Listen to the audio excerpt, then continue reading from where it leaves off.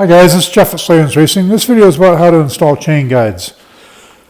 I recently had a little failure issue with the chain guide. Didn't cause a problem out on the trail. I caught it actually yesterday here when my bike was up here on the hoist.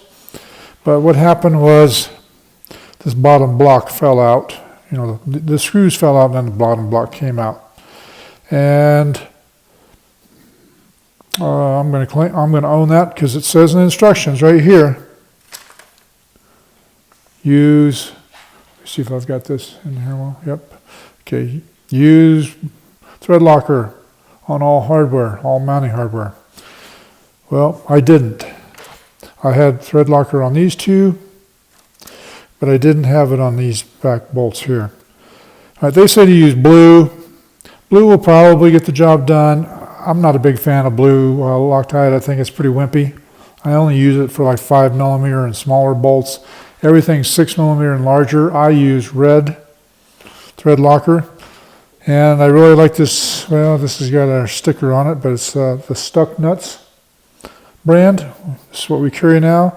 These guys have no affiliation with any group that tries to close our trails, like some other brands of thread locker. So, great guys, great product. All right, so what did I do first on this go around was I removed these two bolts, 4mm Allen. This is a BRP brand. These guys are just down the road from us here in town. They're just a few minutes down the street from us. Great guys, great products. And I wouldn't have had a failure issue had I read the instructions. So, anyhow, I'll just go back to this one more time. Take these out and put a thread locker on them. Blue if that's what you have. I prefer red.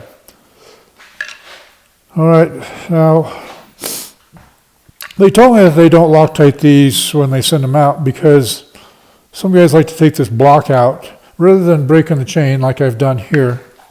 Let's see if you can see that. Yeah, you can see my chain is, I've already got it broken. Rather than do it that way, they think that some people want to take this block out and then you just can install it without taking the chain apart. Well, this block is not easy to take in and out. I'll tell you that. This is a very tight fit. This is very stout material. There's very little, if any, flex to it, and that I don't think that's the easier way to do it. But you know, you can do it however you wish. It's up to you. All right. So from there, I'm going to mount it onto the swing arm, and I've got some titanium hardware here, so I'm going to put a little locker on it, and then it just goes up like this, and I believe, let's see, yeah, the long bolt goes in the front,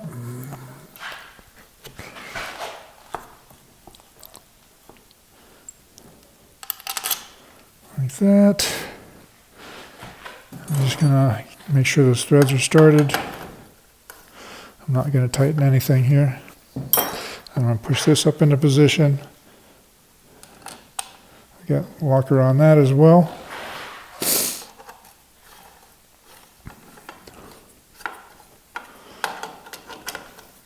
You can torque these if you want for you torqueaholics, but I don't.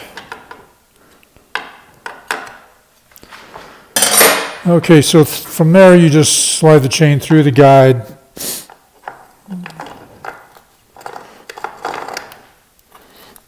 And I've seen guys try to put the mesh link together. Let's see if you can see this. Yeah, up in this area. That makes it a lot more difficult. It's way easier if you do it on the sprocket. Okay, so from right there.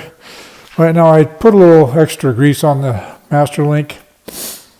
And just use whatever you have. There's no need to get all anal about what type of grease it is.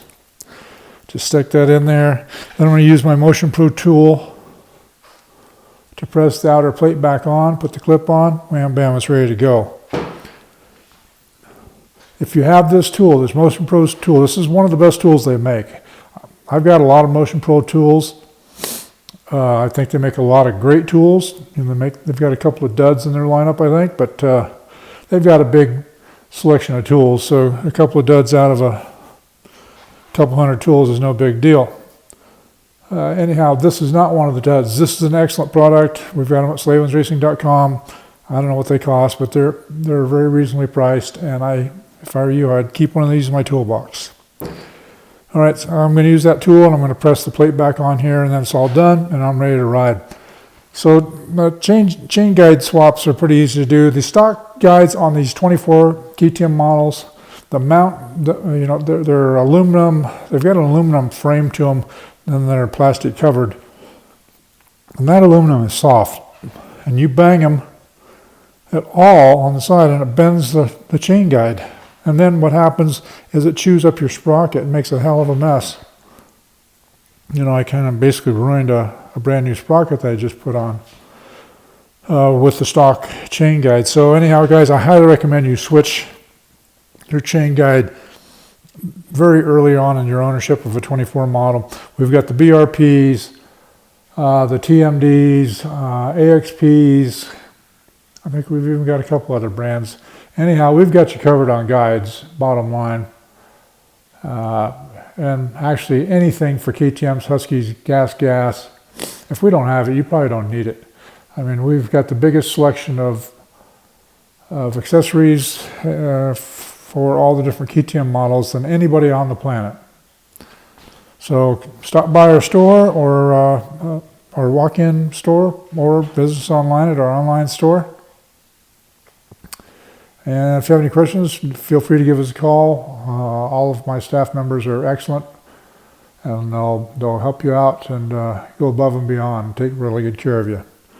All right, guys, that's all for now. I hope I see you out on the trail. Please like us on Instagram and Facebook, and subscribe to us on YouTube, and get out for some throttle therapy. That's all for now.